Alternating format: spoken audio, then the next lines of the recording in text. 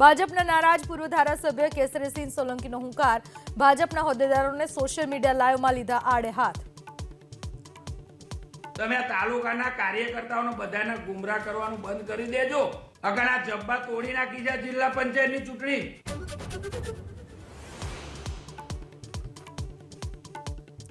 મંત્રીઓને પોતાના વિભાગની કચેરીઓમાં સરપ્રાઇઝ વિઝિટ કરવા મુખ્યમંત્રીની સૂચના, તો એચએમપીવીના સંભવિત સંક્રમણને લઈને તૈયારીઓની મુખ્યમંત્રીએ મેળવી માહિતી।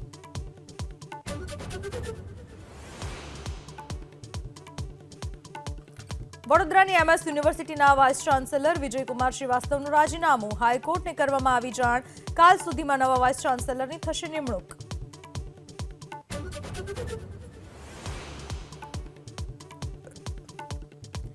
કચ્છ સૌરાષ્ટ્રમાં એક મહિનામાં ઝડપાઈ અધધ 28 કરોડથી વધુની વીજ ચોરી, 55,000 સ્થળોએ કરાયું ચેકિંગ, સૌથી વધુ ભાવનગરમાં 4 કરોડ 80 લાખની વીજ ચોરીનો પર્દાફાશ।